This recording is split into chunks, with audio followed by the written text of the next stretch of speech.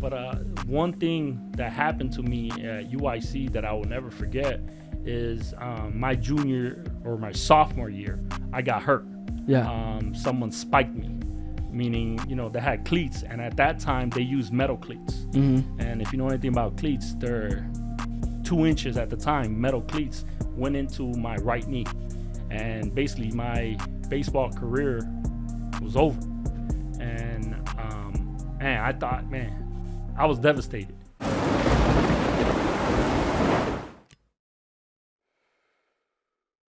Live, another Adversity Kings episode. Special guest, Ransey Vazquez. Vasquez or Vasquez? Vasquez. So I did it right the first time. Yeah, you did it right the first time. Awesome. Double Z. Double Z.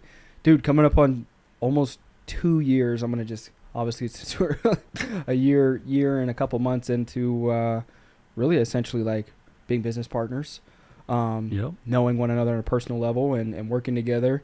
I've known about you, though, for the last 5 years. I came in 2017 into the industry, into our company specifically, and saw you all over the magazines and was like, man, I wish I could be that guy. You know what I mean? Because you were top recruiter. You know what I mean? So the ability that you have to attract and acquire talent, I was always like, damn, dude, he got it nice to, blink, and 4 or 5 years later, we're working together. So weird. It's so weird how small the world is, you know what I mean? But in addition to that, how things play out. So that was dope. But a little bit about you, bro. Where are you from originally?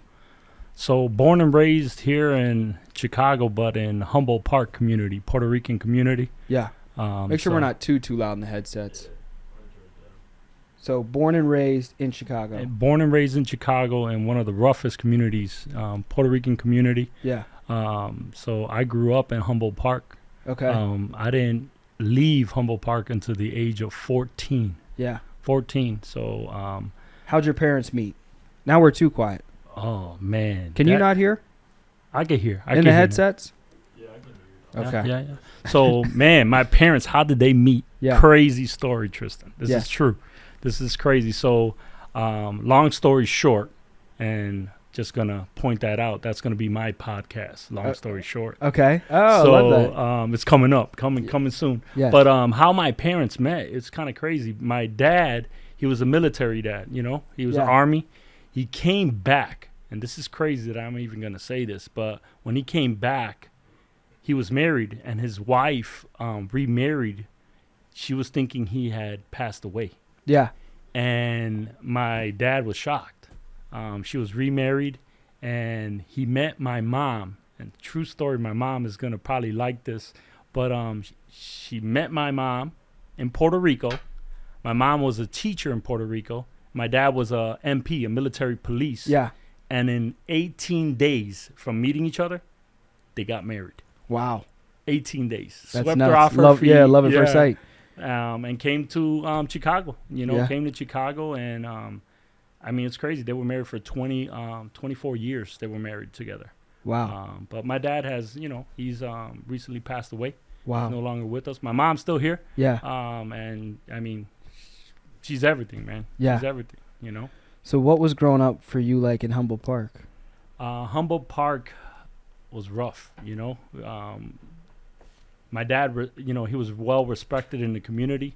So it was gang infested, right? Gang infested community. Every corner there was someone there. And guess what? Every corner I had to pass through to get to school. So it was rough. It was rough growing up, but no one really picked on, everyone in the community knew me as Obi. So if you ever see Star Wars, Obi-Wan Kenobi. Yeah. So everyone, that's my middle name is Obed. A lot of people don't know that. Wow. So, but everyone in the community knows, hey, that's Raphael's son. Leave him alone. Yeah. So I actually, most of the community knew me as the baby boy, because I'm the youngest of 4. Yeah. So, no one, it was rough because in the school, lack of resources for the community, and then it's kind of hard. You really don't get I went to a public school, so you don't get the education that once you find out what real education's all about, where I live now compared to where I grew up, it's night and day difference. Yeah. But it was rough. It was rough beginning. But my parents made the best of what they had, the situation, right? Yeah. And it was, I loved it. I miss those days. You know, you get to appreciate the little things in life, you know, like, you know, we used to play, because I'm a baseball guy. I used to love playing sports even as a young. My dad used to keep me busy in sports. Yeah. And we used to play baseball. We didn't have, you know, money for a ball. We used to hit a cap with the broomstick. With the broomstick, and that's how we played sports, you know. And I mean, everyone in the community played like that. So it was you know, rough upbringing, but I just know what my dad put me in and my parents put me in, so I knew sports. So in the States, what did your parents do for work growing up?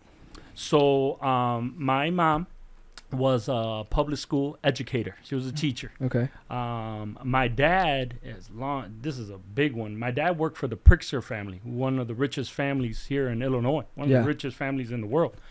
He worked for them 38 years. He worked at Regal Company. That company's no longer here in Illinois. It went to North Carolina. Okay. But my dad worked, he was basically like a pipe fitter. He made all the threadings for gas pipes and stuff. But he worked for them for 38 years. Wow. Until his retirement. Were they unionized? Yes, they were unionized. So I come from a union family. Wow. Yeah, unionized. But all my life, it was so funny. I would see my dad, you know, he will always suit up. Yeah. So all my life, I thought, man, what would my dad do for a living? He's always going to work suited up. So it wasn't until one day my sister decided, hey, let's go. You want to go see Dad at work? And I said, yeah, let's go see Dad at work. And when he came, it was so funny. When he came, I saw him in a blue, like, jumpsuit. And I was like, this is not how you dress when you left the house. What's going on? And I remember talking to him about it that same day. He told me, hey, son, whatever you do in life, you got to look good doing it. And my dad always went to work in a factory job in a suit. Yeah. He always worked, and he left in the suit. He came out looking sharp. And to this day, I will never forget it. Like, he always said, because of that, people respected him more. Yeah. And you got to understand, you know, a lot of people don't know this. My dad had the highest level of education he had was a 6th grade education. Yeah. Because he had to drop out of school to provide for his family. Yes. You know, so, you know, when you think of that, my dad was one of 6. You know, so when you think of, you know, what he had to sacrifice, you know, I will never forget what he sacrificed for us. You know, all those years, you know, I really think that everything he sacrificed was to make sure that we got a better life, better education. And eventually, with all his hard work for him and my mom, we ended up uprooting from the community we were at, you know. Yeah. So that was big. You know, when I was 14, you know, the fact that we moved to the north side of Chicago, went to the Belmont-Cragen area, which a lot of people know, which at the time, it was predominantly Polish. What is it now? Now it's, one of the largest Hispanic communities in Illinois now. And it's overpopulated now, like literally. So is that what you are mainly, Puerto Rican? 100% Puerto Rican. Okay. 100% Puerto Rican. Both parents are 100%. So how was your dad military police was he part of the Puerto Rican military or the American military? Good question. A lot of people don't understand. Puerto Rico is a commonwealth of the United States. Wow. So that probably sounds dumb. No, this is good. A lot of people don't know. I didn't know until a while, right? Yeah. It's a commonwealth, so it's actually owned, right, by the United States. So they get all the privileges, everything the United States get. You know. Can we hire people out of Puerto Rico? Yes, we can, because they get a Social Security and everything. Wow. So yes, we can hire, and matter of fact, there's a couple of people on our team that are originally from Puerto Rico. Yeah. So yes, you know, so since they're a commonwealth, yes, we can hire from there. And at the same time, is Simon Puerto Rican or is he? No, he's Peruvian. Peruvian, if I'm correct. I think he's Spanish. He's Spanish, I know that. Yeah. But if I'm correct, it is Peruvian. If I'm correct. Yeah. But we gotta make sure on that we one gotta before he double check. kills me. Yeah, kill both of us. Kill both of us. So you moved from Humboldt Park to the Belmont area. Belmont-Cragen area. Belmont-Cragen area. And then, you know, with those moves, what were your siblings up to? They're older than you, right? Yeah. So what were they up to? So I have 4 siblings, 3 brothers, 1 sister. I'm the youngest of them. My sister is an educator, still an educator today. She's been a teacher for 24 plus years. She followed in my mom's footsteps. My other brother, So my sister's the oldest. Then the second oldest is, he's a military guy, but he went against the grain. He went to the Marines versus the Army. So he went to the Marines. And then my other sibling is Jesse. He works for the United States Food and Drug Administration, the FDA. He's been working there 20 plus years as well. So yeah, all my, think about it. All my siblings have an education, all of them. Yep. And I think about that, my dad didn't, and he sacrificed all that for us to have it. Yep. But it's a big upbringing. But you got to understand too, the siblings, what it brought is more awareness, of the importance of what your parents do to sacrifice for you for your future, right? Yeah. So, I just remember this, all throughout young life, I played sports. Yep. So I was playing baseball, and my feeder school or high school was one of the worst high schools out there. It was, and you can look it up, it's Orr High School. That was my feeder high school. Yeah. And I was known for baseball, and I got recruited to play for Lane Tech. So I went to Lane Tech High School, and I was very proud of that, man, to be recruited and to go to Lane Tech. But it was rough for me because you got to remember, I'm Puerto Rican, and the neighborhood high school that's for Puerto Ricans, you're supposed to go to Roberto Clemente High School. Yeah. But it was a bad school. So I had the option, go to Clemente, which has a great baseball program. They're known around the state. Or go to Lane Tech, which has a decent one, but get a better education. So I chose Lane Tech, and it was so funny because all my kid friends that we went to school together, they all played at Roberto Clemente, and it was good. So 2 years of my career at Lane Tech, we won state, and the 2 years we lost to Roberto Clemente. That's hilarious. But it was good just to have that experience, and that enabled me to go so much further in life. You know? I got recruited. I got more attention. I still remember pitching the championship game at Wrigley Field. Because Lane Tech is right down the block from Wrigley Field. Wow. So I still remember, I have pictures like it was yesterday. I had Mark Grace's, first baseman of the Cubs, locker room when I was. It was like, wow, this is the time of Ryan Sandberg, Sammy Sosa. We talk about that. So in my office, people always ask, like, man, who's that picture of that guy there? And I was like, oh, that's Sammy Sosa. So it was kind of cool just to grow up in that era. But that prepared me for life. It all prepared me for life, because of the area I grew up in and the ability to go to some of these schools. It allowed me, I got a full scholarship, full ride to UIC. A lot of people don't know this story, but I actually was supposed to go to Florida State University. My dad got ill, and I had an option, choose, do I take care of my dad and stay here, or do I go Florida State University? I chose my dad. There was no question about it, So my dad got real ill. He was on dialysis for three days a week. I had to take him to dialysis. And it was rough, but I was able to transfer my scholarship to UIC, which meant the world to me. So I got a free ride here, and I got to play baseball. But one thing that happened to me at UIC that I will never forget is my junior or my sophomore year, I got hurt. Someone spiked me, meaning, they had cleats. And at that time, they used metal cleats. And if you know anything about cleats, they're 2 inches at the time. Metal cleats went into my right knee. And basically, my baseball career was over. And I thought, I was devastated. And my dad knew I was devastated. And I remember when I got cleated, they took me to a hospital. It was St. Elizabeth, and in the Humboldt Park community, right? And I remember being there, and the doctor's checking me out, it's like, and he basically said, well, I'm just going to be real honest. And he was like, you'll never play baseball again, and you'll never walk normal again. And I didn't cry or anything. I was just devastated. I was like, what are we talking about here? And I just turned and looked at my dad, And my dad looked at me, and he kind of like waited for the doctor to leave. And he said, son, if you really want to come back, you can come back from anything. And he said, we're leaving here.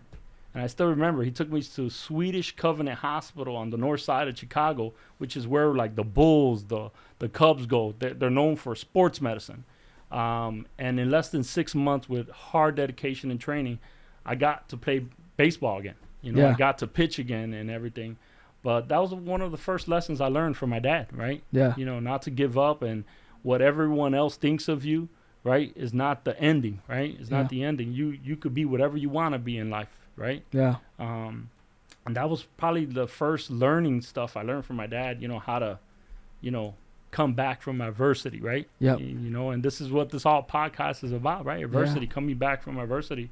I never got to play baseball professionally, right? I never got to play baseball professionally, but it got me a degree. And I'll tell you this thing, I got that degree from my dad. There's no doubt about it. I got it from my dad because I felt like by me getting that degree, he earned it. Does that make sense? Yeah. So, I still carry my degree in my pocket to this day.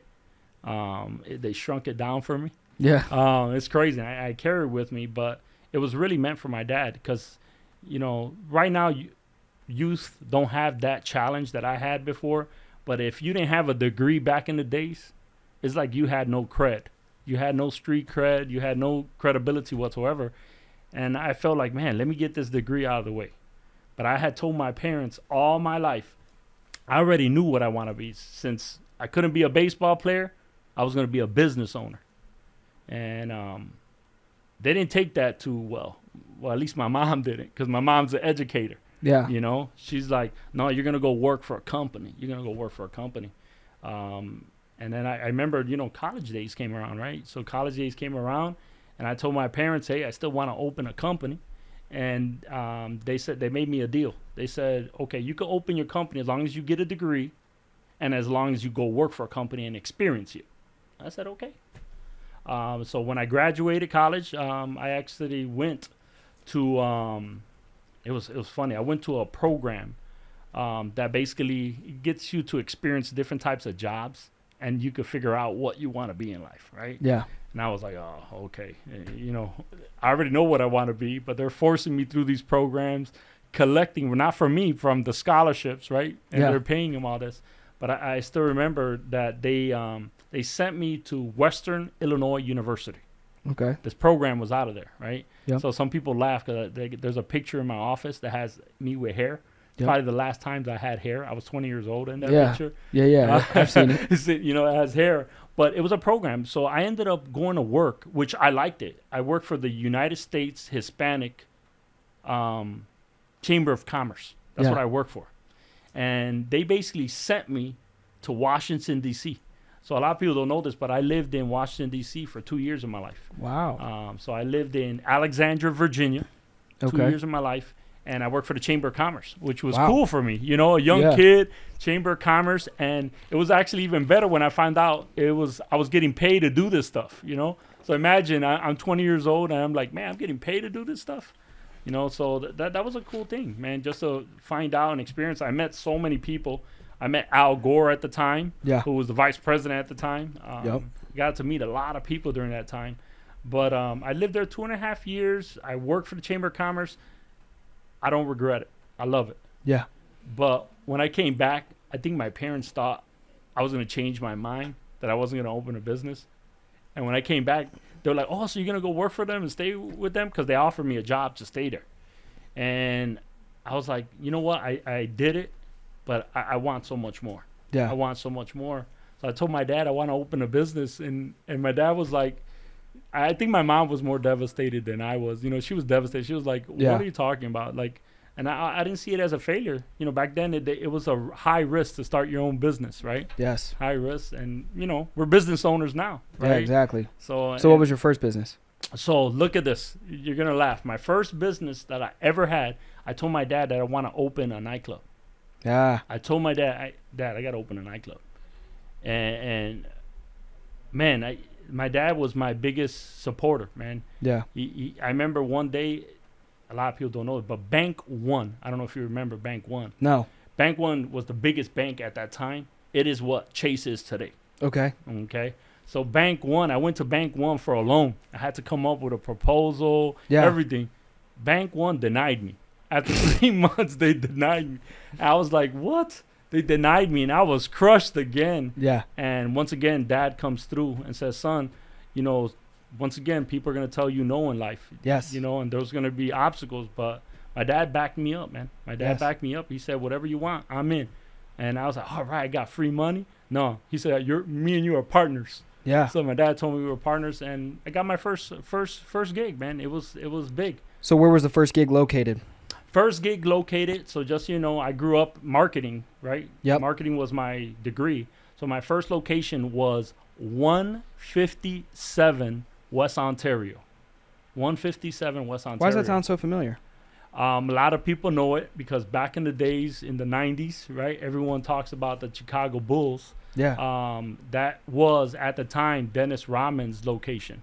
And Dennis Rodman's location, just so you know, Dennis Rodman's location at the time was called Illusions. So everyone who sees these podcasts that are older, they're going to know who it was. I'm like, he owned Illusions. And then from Illusions, it became what everyone knows it as in the past, Entourage. Yeah. And then from Entourage, it is what it is today, which is famed Chicago. But that was the first of many locations that I ended up doing. But, you know, back in the days, I was doing promotions at so many locations. 720 nightclub, which was down the block. So how many businesses did you run up until starting this business? Probably like 9. And they were all 9 nightclubs or any other businesses? I was also owned a landscaping company, one of the biggest landscaping company in Illinois. Wow. So a lot of people don't know that. It was called Unified Landscaping Services. Yeah. I was blessed and honored to sell that business. But that company cut the grass for a lot of seniors in the town of Berwyn and Cicero. Okay. So I had a lot of friends that, you know, worked in the town, and I was able to have a landscaping company, and that was good, man. I loved it. Money was great. Yeah. And I was able to help seniors. You know, any senior that couldn't cut their grass, the town paid for it. Wow. You know, so that was a big program, so I had that. So it was weird. Yeah. You know, think about that. I was a landscaper, you could say. But I owned the business, but I was hands-on. I would go there. Yeah. And another thing a lot of people don't know is I used to be a college professor. Yeah, I remember you saying that. Yeah, so I used to teach at Columbia College, which is where one of my brothers graduated from. Yep. So I taught how to run and operate a business, a nightclub in the state of Illinois. So I did that for a long time, but then I got too busy, right, with the businesses. Who were some of the most famous guests that made appearances at the nightclub? Man, all the way from Scottie Pippen. I won't say the nickname that he had. Yeah. But from Dennis Rodman, Michael Jordan, Horace Grant, B.J. Armstrong. Man, wow. I got pictures with so many people. It's crazy. Who was your favorite? Person. Doesn't have to be famous. Favorite, man.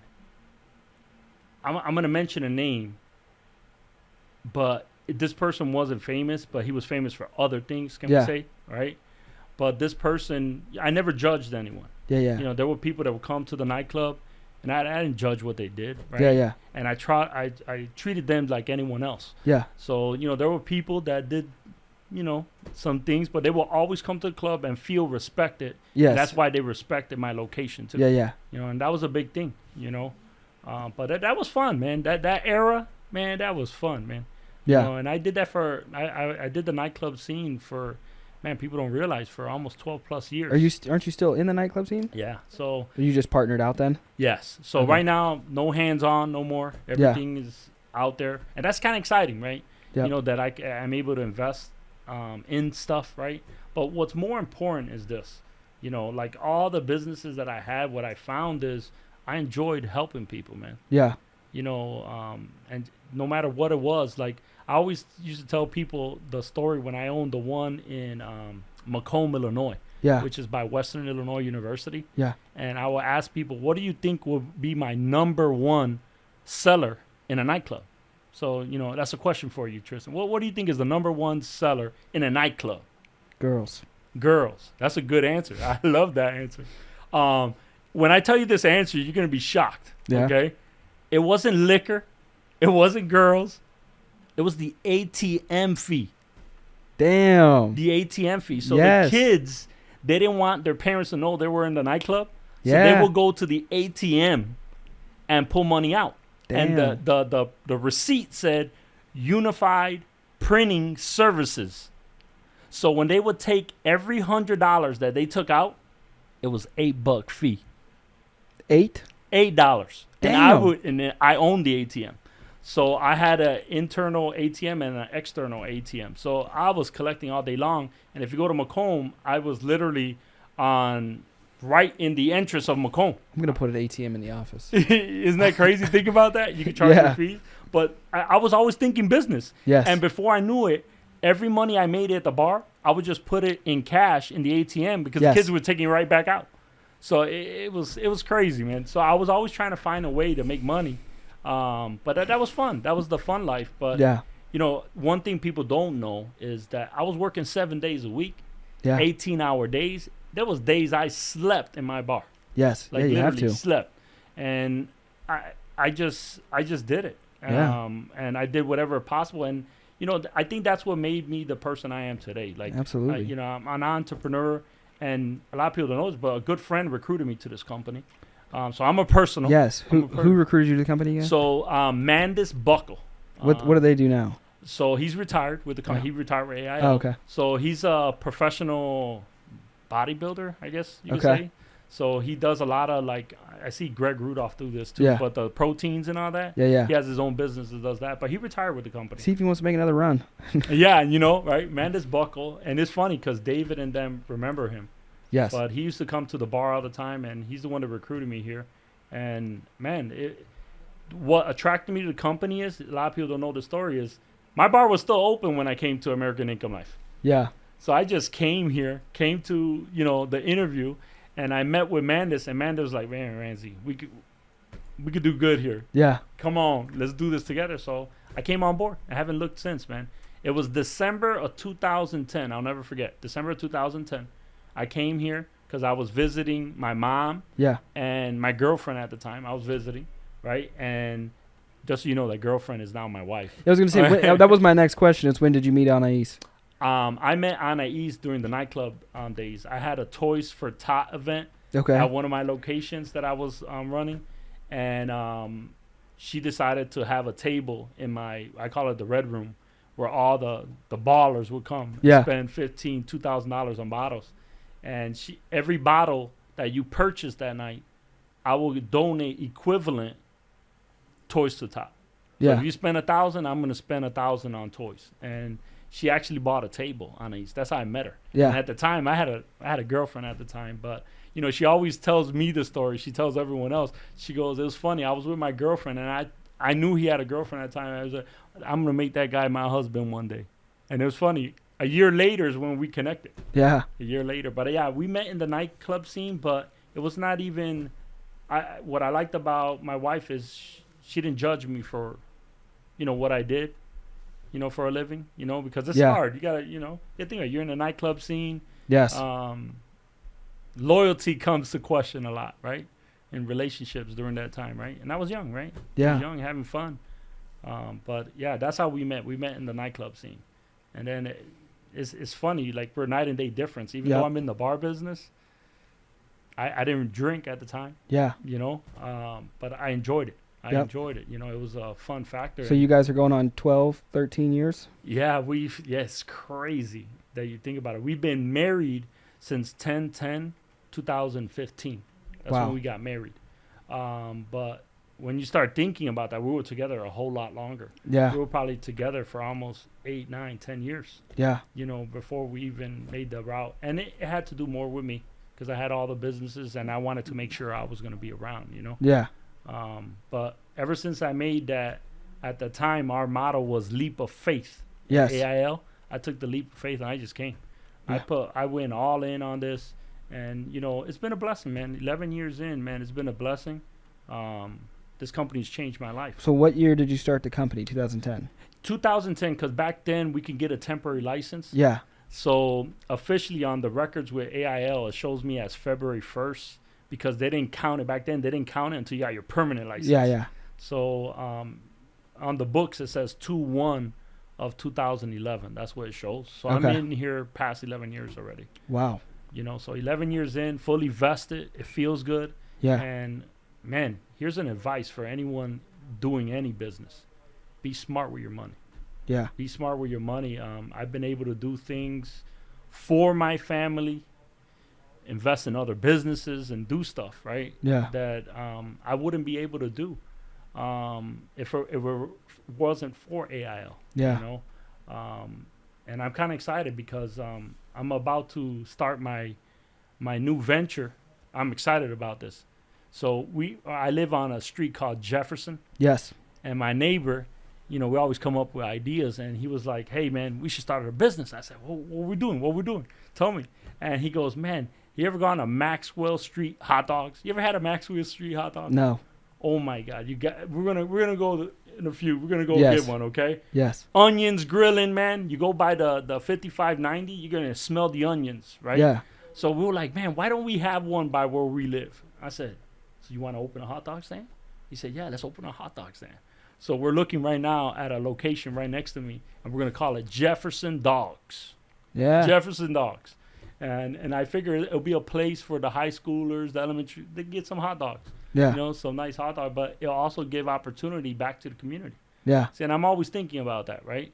Because those businesses, they will need youth to run it, and it gives them a chance to establish themselves and build in the community, right? So it's a big thing. So that's my new thing that I got going on, and this is all on the side. I want to point this out.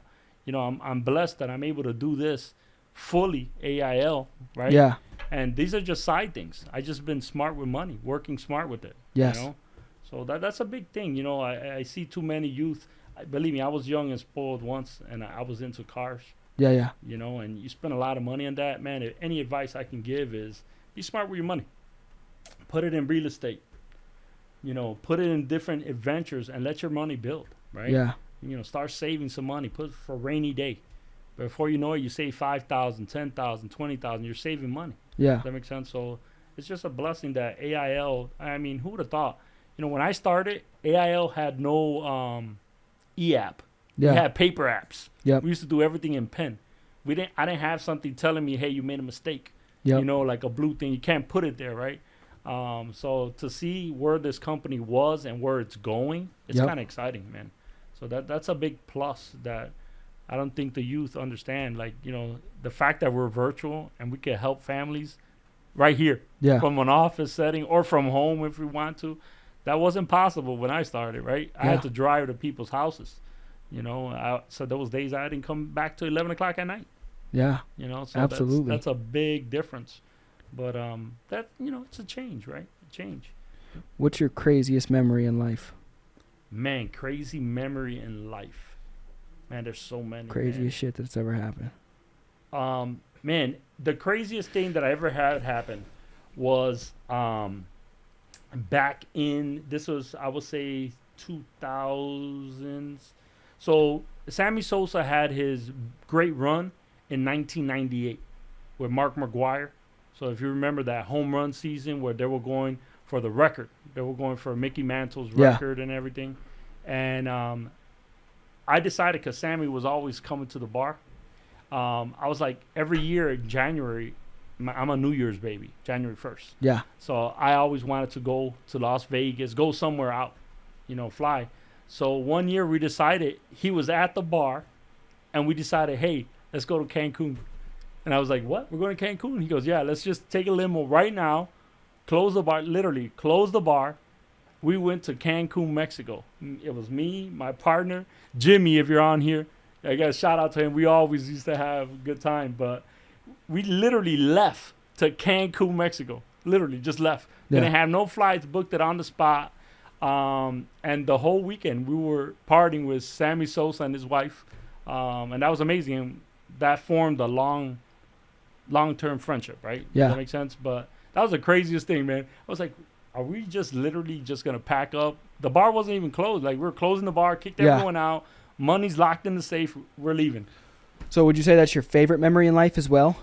The fact that I did it in the whimsical, it was just, who would have thought, I mean, it was like 20 of us that went. It was crazy. We just, Yeah. hey, everyone, just, you got your IDs, you need a passport, right? Yep. So I was like, who has their passport with them, right?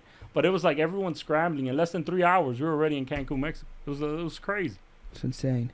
Yeah. So, but you know, the best memory ever, man, can't forget is just marriage, man. Yeah. Marriage.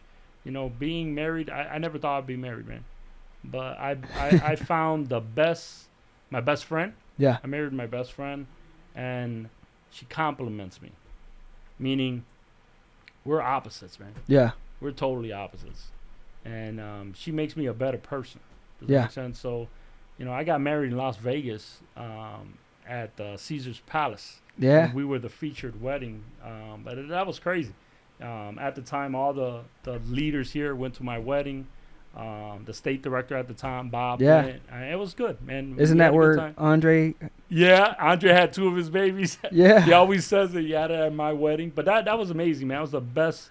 The wedding was good, man. We had Yeah. a private ceremony. You know, it was private. Good food. And then good food. I know we love food. Joe's steak house, crab Yeah. shop. It's a Let Us Entertain I You swear restaurant. you've told me about that place in Vegas before, because we talk food so much. Man, food is good. If you start man. talking with me, we're gonna start talking about food. Food. That one thing my wife and I wanted for our wedding, that everyone got good food at the wedding. Yeah. Because that's what you remember. When Yeah. you go to a wedding, man, what did you eat at that wedding? Man, that chicken was terrible. We had a selection. You could pick whatever you want. Lobster, steak, chicken. I mean, it was amazing. Yeah. You even had an option for your dessert. Wow. You didn't, because I'm not a chocolate lover. Yeah. Don't ask me why I don't like chocolate, but creme brulee. Yeah. Creme brulee. That Gigi's butter cake. Oh, Gigi butter cake. Oh my God. I've been Banana dreaming Foster. about that. Oh my God. There's so many. Where's the different best things. banana foster around here? Man, you know, I'm starting to get into this butter cake thing, man. Well, yeah, we went a couple months ago. The butter cake over here is good, but man, everyone That's is Devon talking, seafood, right? Yeah, but the Fire. one that's powerful right now, that I like is the Banana Foster from Gigi, man. Gigi, if you're on here too, man, that guy makes the Wait, best not food. Gigi's butter cake, but it was Devon, the one right down the street. What's that place? Devon Seafood? No, the one that Parker's Parker's butter cake. butter cake. With That's a that, good one. yeah, because it has that crumble, Yep. that like sugary crumble, also like kind of that on the outer rim Yep. with the vanilla bean ice cream. Yep. That's a good one. Cause I haven't man, had Gigi's yet. This year. Let's aim to do our recognition dinner there. Yeah, it's Gigi, man, that guy, good friend, long time, man, owns the best Italian restaurant in Illinois, man. He gets so many people there, but he opened a nightclub now. It's called Are We Live. Okay. But that's amazing. He has live music Yeah. and food. He run it out of the same restaurant facility. right next to it. So he basically owns the whole Okay, mall little strip. there. Yeah, the strip. But when he does his Banana Foster, man, he brings that tray over. Sets it on and- fire. phew, come on. Does he set it on fire? Yeah, he That's sets it on fire. fire, put some oranges on there. Yeah, I mean, yeah, he cooks good, man. that's insane. He's like, there's nothing bad there. Yeah. I try to find a bad food. I said, gee, you surprised me. It's good. It's good food. What's your favorite memories with working at American Income Life? My first year. What was so special? My first year is because it's the unknown.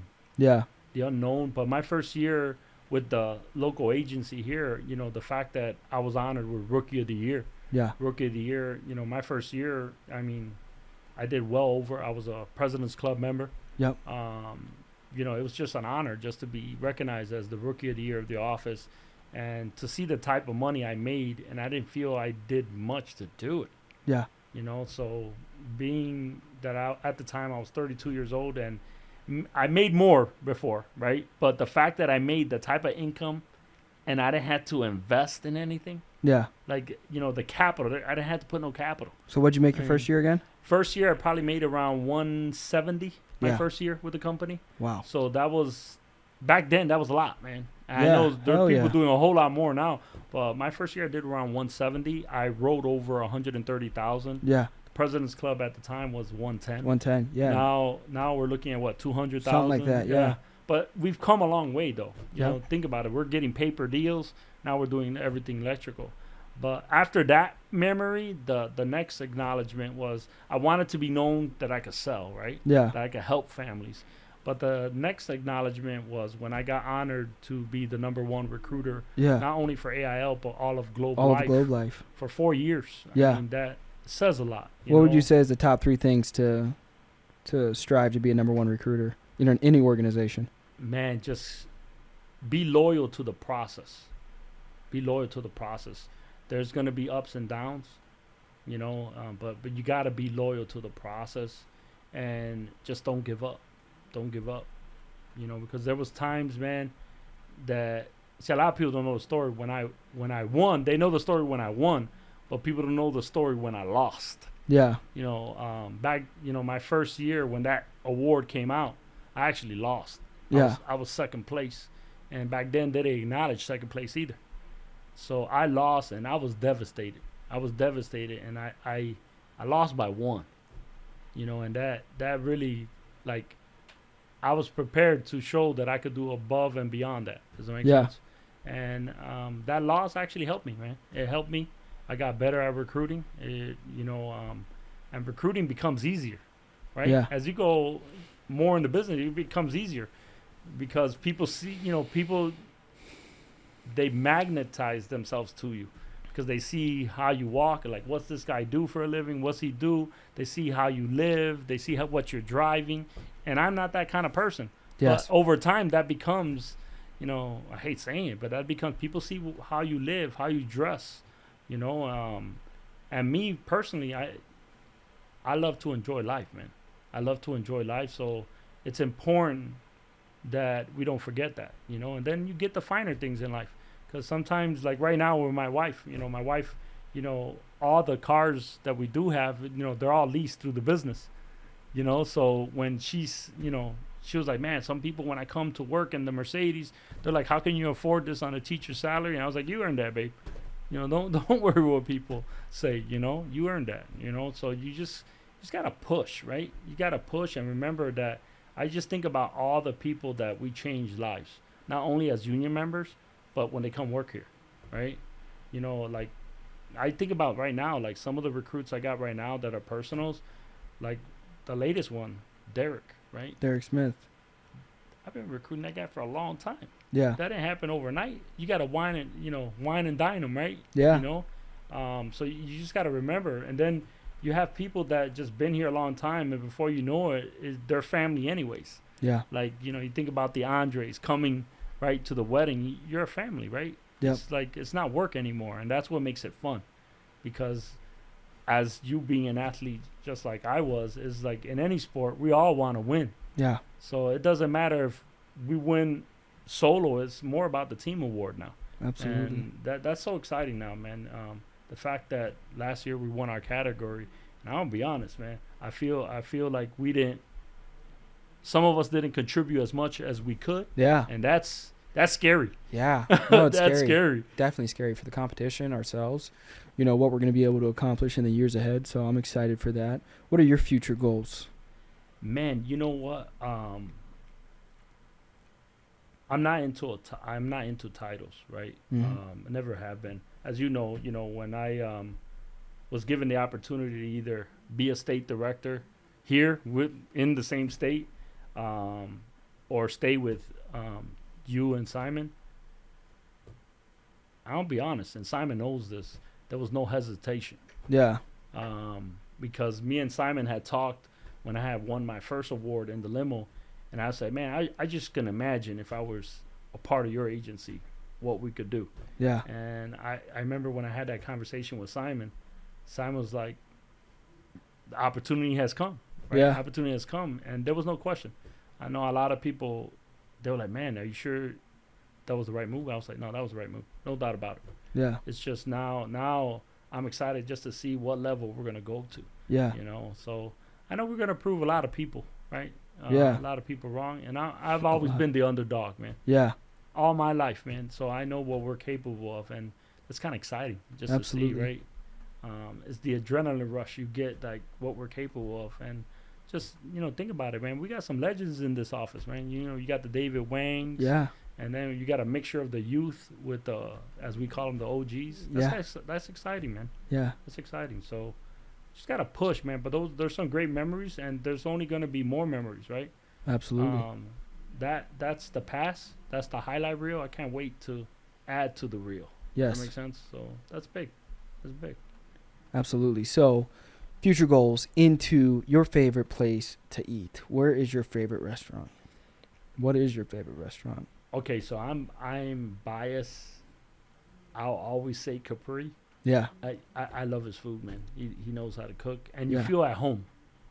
So You feel is it's- is Capri's Gigi's or is it? yeah, Capri's is Gigi's. So Okay. Capri is the restaurant name. Gigi is the owner. Okay. But it's an Italian. But man,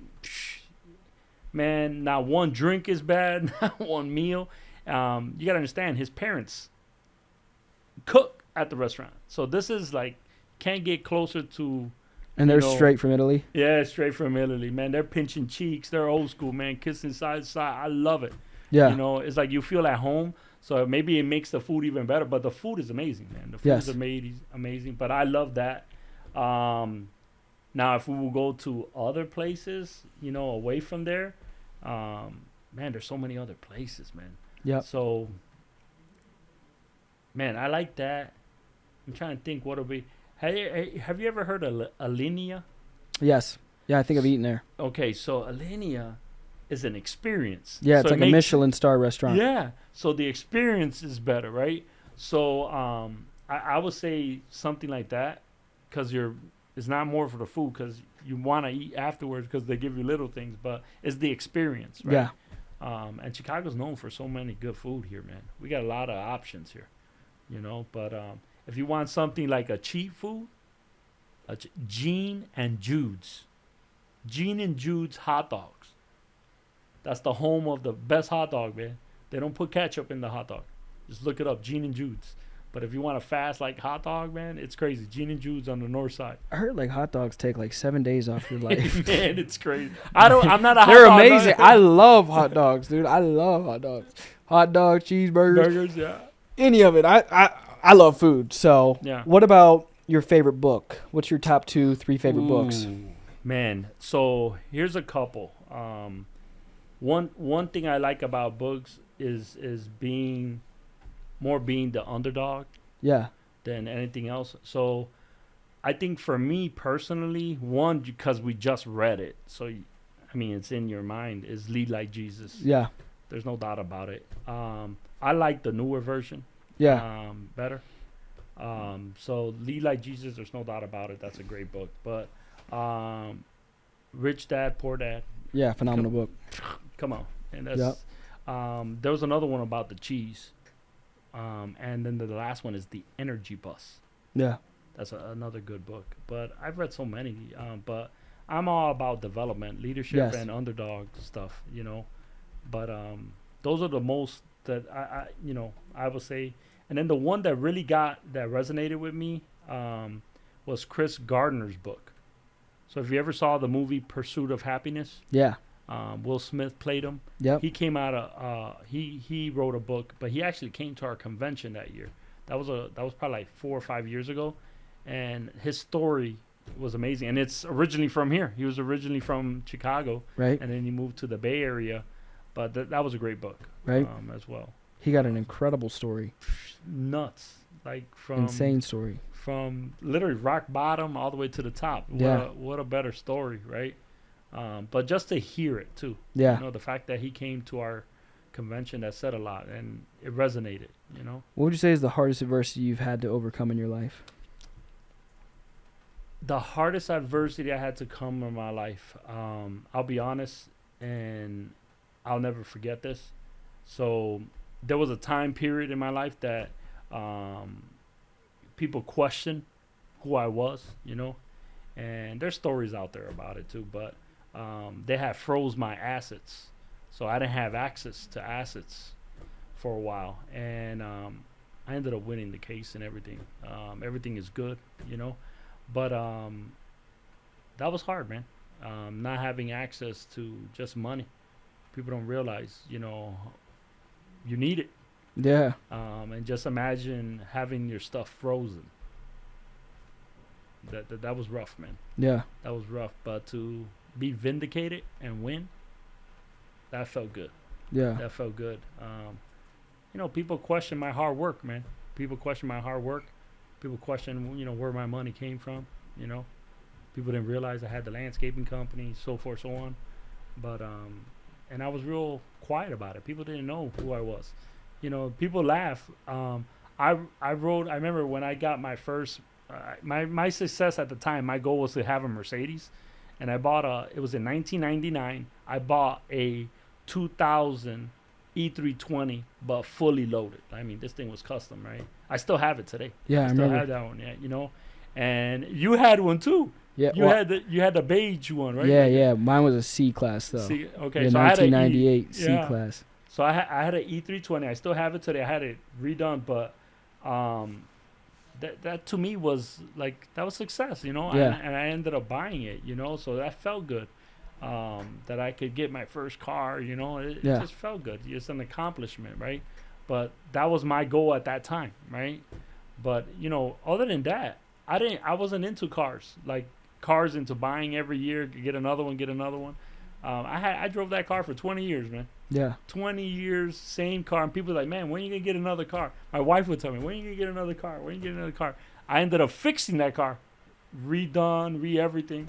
And she was like, when are you going to spoil yourself? And then I remember my dad always telling me, you know what? It's okay once in a while to spoil yourself.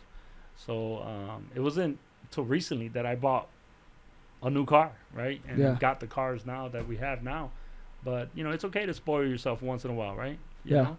Especially if you earned it, right? You work hard for it. Why not spoil yourself? But I'm not too big into those things because those drain your capital, right? Yeah. But, I'm happy with the car I got right now. Right? Yes. So my next question would be around passions outside of work. What are you really passionate? Do you have anything that you find yourself getting lost in doing? Man, I do home ownership. Okay, home ownership. I'm very passionate about doing things I never thought I could do. So, what I mean by that is, the home we have today, I could see things before people see it. Yeah. So I think you saw my house when you went last. You got to see it now. It's totally different again. But it's the passion I have. I have a vision and I see something and I want to get it done. And I challenge myself just to see how I can get it done and how fast. So I remember my wife, she didn't see it. She looked at this house. She said, what are we doing here? We should buy a turnkey home that costs us a lot more money, right? I said, no, babe, we're going to get it fixed for you real fast. And that challenge, I love that, man. So sometimes when people come into my home, they come inside and they're like, man, you must have paid a lot for this. They don't realize that a lot of the work was my sweat and labor. I just challenge myself. I like YouTubing stuff and seeing, let me see how I could do that. It's not that I can afford to pay for it. It's just I want to challenge myself, see if I can do it. Yeah.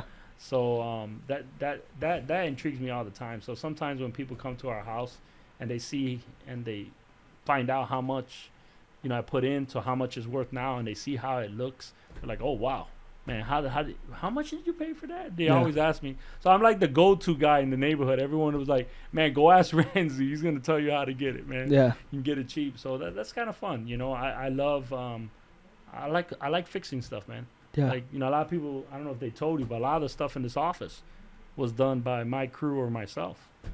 So I have a little sentimental value to this office. And even Indiana, Indiana, we did a lot of remodeling. Even the old office in Woodridge, too. Yeah. So little things like that. I like seeing change, how we could change it and then fit it in the budget, right? Yes. So that those are one of the things I love doing, man. Just seeing it. It's like with cars, right? When you see a car, right now, I already, got some ideas for my white Mercedes. And it's like I challenge myself, man, who can do this and do this? And then one store told me they couldn't do that. I was like, are you kidding me? So I went to another store, which I will always use them now, that's going to do what I want, right? Yeah. The two-tone rims, Yeah. So I like people who challenge the bar, right? Yeah. Hey, that don't look good there, but hey, it will look good, right? Just got to see how it's done. Absolutely. So, Do you have any favorite movies?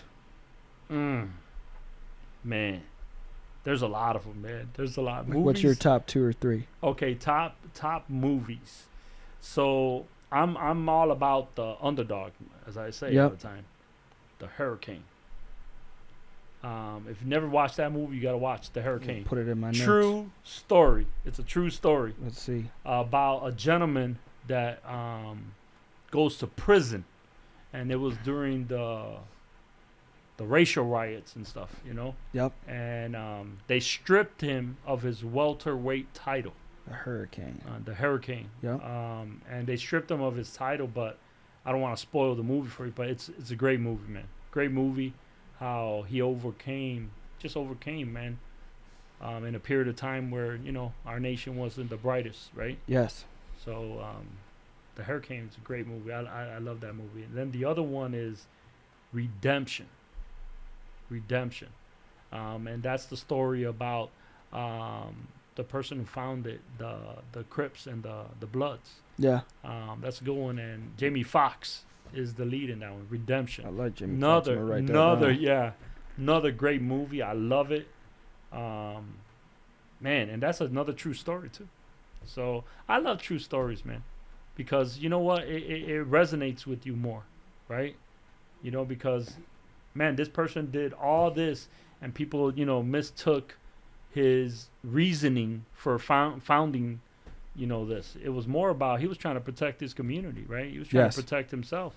And it's funny that one comes full circle, man. Yes. Because he won the Nobel Peace Prize Award. Wow. So that was huge. That's insane. Man, that's insane. Guy who started the gang and then went all the way, you know, to helping reform and help, you know, because he did it for a different purpose and people took it the wrong way. Yeah. You know, he had to do what he had to do at the time, right? Facts. But with that movie, man, it hits home when like guy can come full circle like that. Facts. You know, so that's why I'm all about helping people out and being the underdog and being challenged, right? Yeah. You know, like just because you're born into it doesn't mean you can't change, right? Facts. And that's a big thing. Like I think about it. I was born in Humboldt Park. I wasn't supposed to live past 17. You know, I wasn't supposed to graduate college. And you know, I was supposed to be in gangs or dead. Does it make sense? Yeah. And the fact that I overcame that stuff and just beat the odds, man. But I beat the odds because I put my mind to it. Facts. So to me, it's very important to help the community. So if, you know, to give a vision for us, and I've always said about the Latino community, is going back to Humboldt Park and getting some of my, you know, I say my Puerto Rican descent and help them, right? Yeah. Help them come out of that community. And there's a lot of good things happening now in that community right now. It's good. You know, so one day I would love to just give back to that community in a way that we could bring more jobs and stuff like that. And that's what we're doing now. We're sharing it a lot with them now. But I want to make a bigger impact. A bigger impact. Yeah, a bigger impact in that community. So that would be great. Dope. So as we wrap up, what companies or things or individuals you want to shout out? Anything you want to bring attention to, yourself, whatever? Well, the message is more not even about myself, but it's more about, I want people to know that there's more to life than just the traditional 9 to 5. Yes. More to life than that, man. Don't settle into your typical 9 to 5. It's, you know, there's so much more to life, and in life you're gonna have your ups and downs. Yeah. That's just part of life. That's trust the process. Yes. You know, and you know the fact that we have the best partner in business, which is God. I mean, you can't go wrong. Yes. Does it make sense? You can't go wrong. You always win with him. Does that make sense? Absolutely. So the fact that we got him as a partner in this business, and the fact that how we do it here, man, the mind, body, spirit, man, I'm so blessed that you guys have brought that to this agency, because, you know, I felt good. You know, I'm at my high school weight right now. Yeah. You know, some of my pants don't even fit me no more. I got to buy new wardrobe. Everything looks baggy. Yeah, so it's crazy when I think about it. Yeah, so I'm back to my high school, and it feels good, you know. But my advice, man, you know, just push, don't stop. There's gonna be naysayers in everything you do in life, man. Yeah. Everything you do in life, there's gonna be naysayers. But you know, don't forget where you came from, and try to reach back and pull pull someone forward with you, you know, Yes. because that's the best gratification you can have, is just to see someone else succeeds. And that's what I look for, you know, in life, in business. I Yep. just want to help out and making sure that we're making an impact. Yeah. No matter if it's individually, personally, community based, we're making an impact in Yes. someone's life, you know. And that's what's important, man. You know, make it the best life you could have, right? Yep. We're only here, make it the best version, right? So if people want to get a hold of you, you know, whether that be for advice or for an opportunity to, you know, in regard to the impact you're talking about, maybe you have career opportunities, where can they get a hold of you at? Well, most importantly, I'm on all the social media platforms. Yep. Right? So it's Ransey V. I've always used that, Ransey V. So it's RANSEYV. Yep. And that's in my Instagram, TikTok, LinkedIn, Facebook. There's so many different platforms, but all of them have the same picture. If you see the guy with the 2 belts, that's me. So it's the same platform that I use, but Ransey V. And then the other thing that's important, man, is I want to make sure that everyone understands is whatever you do in life, regardless is with our company or any other company, you got to make sure that you're getting the best version of yourself out. Yes. Does that make sense? Because I think a lot of people miss that, man. A lot of people miss the boat on that, and that's what I'm getting to enjoy more now. Yeah. Is that I'm getting to bring the best version of myself out, you know, because Ransey's Ransey. Yes. Never going to change. But, you know, when you're inside fixed and it comes out from the outside, that's when it gets exciting, you know, and that's real exciting, you know. Been blessed, man, just been blessed. And I'm excited, you know, what the future holds, right? Yep. You know, because to me, it's like a re-up in life right now, right? Absolutely. The excitement. So, I mean, I see the youth that's coming in here. That's exciting, man. Just to see that we could share our knowledge and what we can give back, right? So, I hope, you know, like I said, but they can look me up, Ransey V, and then there's future ventures coming, you know, like Jefferson Dogs, right? Yes. More ventures coming. So, they can look me up on social media, and if they, you know, look me up on social media, they'll see the stuff that we have. So stay tuned. Stay Stay tuned. tuned. More Subscribe to Ransey social media and stay tuned for, you know, his current ventures and his future ventures. Let's go. It was That's an a honor, wrap. pleasure. Thank you, man. Thank you, Appreciate Ransey. you, man.